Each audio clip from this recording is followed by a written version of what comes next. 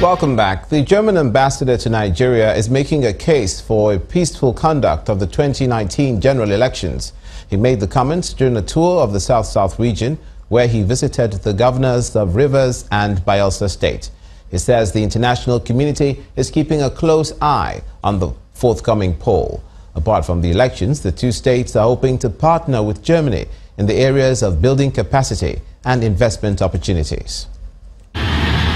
Although the last is yet to be heard about the 2019 election timetable, but going by the one released by the Independent National Electoral Commission, the exercise is about a year away.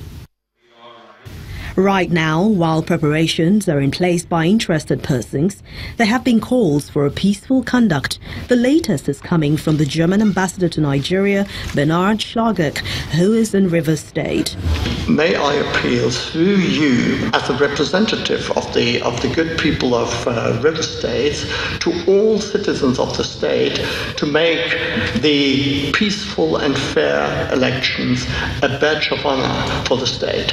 I think this is of utmost importance, that this would send out a very strong, a very clear signal to the rest of the nation. The state governor expresses his desire to see that the poll is as peaceful as it can get.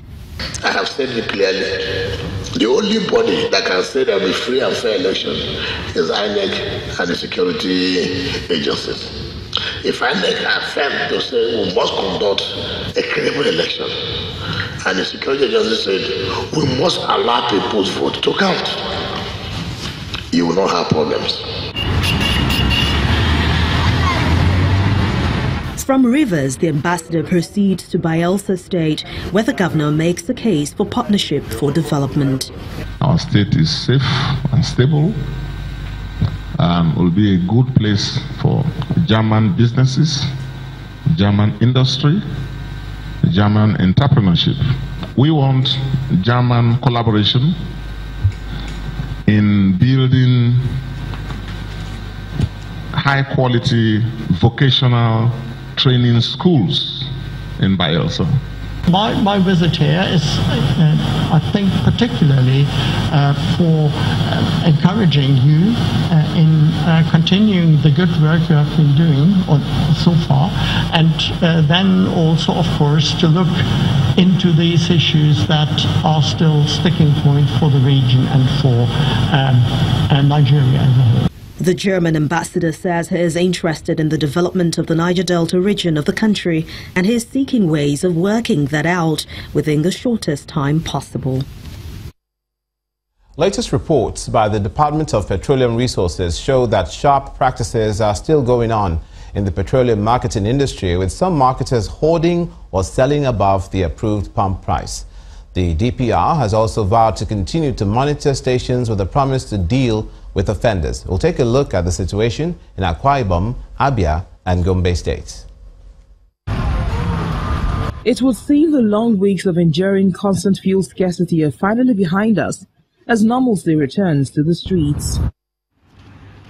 The Department of Petroleum Resource Operatives will not rest on its oars as its search for errant marketers continue. In Cross River and Abia states, DPR officials have intensified surveillance activities, warning offenders of the consequences of engaging in fraudulent activities. We visited a number of filling stations, 14 in number, and we discovered that all of them committed a similar offense of selling above pump price. The government regulated pump price also says that wherever you source your processed product from, you are to sell at 145 at the retail outlet.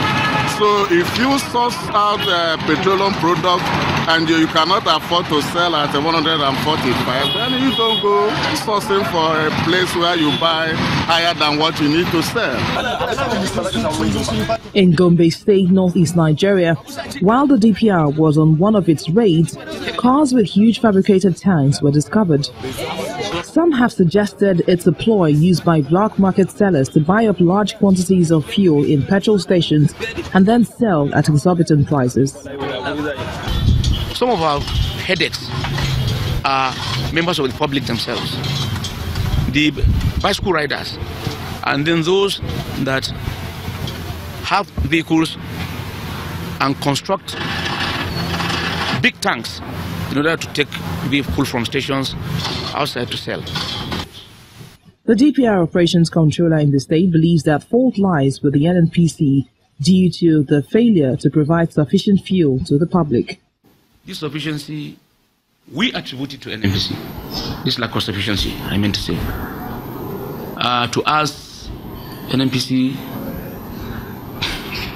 is not coming to the table with clean hands. I don't think NNPC is coming with clean hands. We've always heard of assurances from NNPC that ships loaded with products have arrived at different times in this prevailing situation.